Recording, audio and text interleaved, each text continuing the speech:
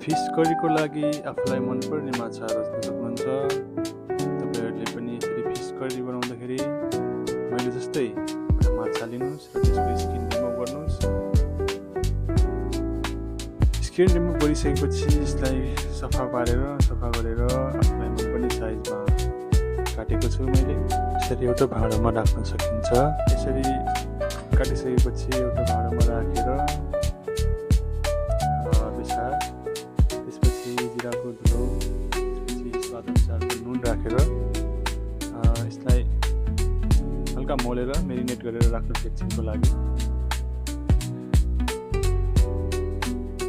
यसरी मेरिनेट गरिसकेपछि केही समय राखेपछि तपाईँले यसलाई फ्राई गर्न सक्नुहुन्छ।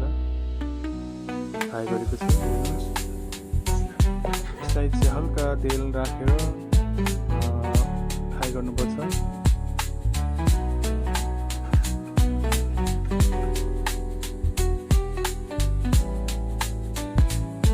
फ्राई गर्दाखेरि हल्का कलर आउने गरी फ्राई गर्न सकिन्छ।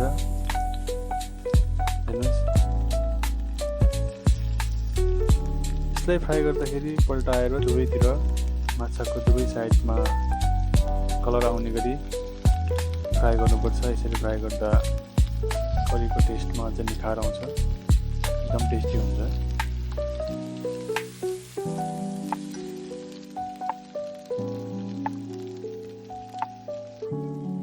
हेर्नुहोस्, दुवैपट्टि यसरी कलर आउने गरी फ्राई गरेको छु।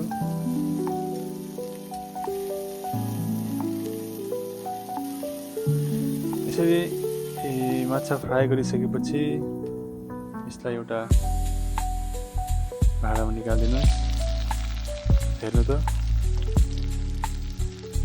अब यसरी निकालिसके माछालाई करीको लागि हल्का तेल हालेर सुक्खा खोर्सानी फ्राई गर्ने। त्यसपछि चप गरेको प्याजलाई हाले। यसरी प्याजलाई हल्का कलर आउने गरी एकछिन फ्राई गरेपछि यसमा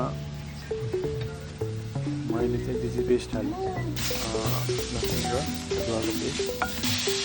त्यसपछि जिराको धुलो, बाह्र मसला, स्वाद अनुसारको नुन हालेर यसको मजासँग फ्राई गर्नु।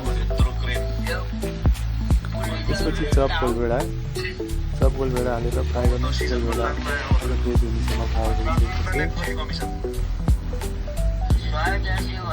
यसमा हामीले चप गरेको हरियो प्याज फ्राई गर्ने।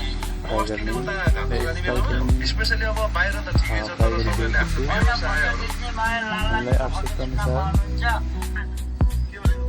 करी कति चाहिन्छ त्यो अनुसारको यसमा पानी हाल्न सकिन्छ रसको लागि।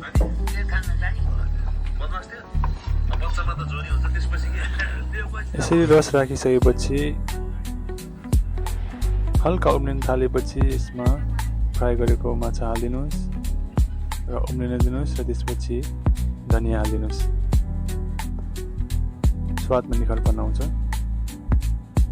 आज चाहिँ मैले ढिँडोसँग करी खाने सोच बनाएको हुँदा अब म करी रेडी भइसकेपछि ढिँडोको लागि तयारी गर्छु। ढिँडोको लागि पानी बसालेर आफू कति अनुसारको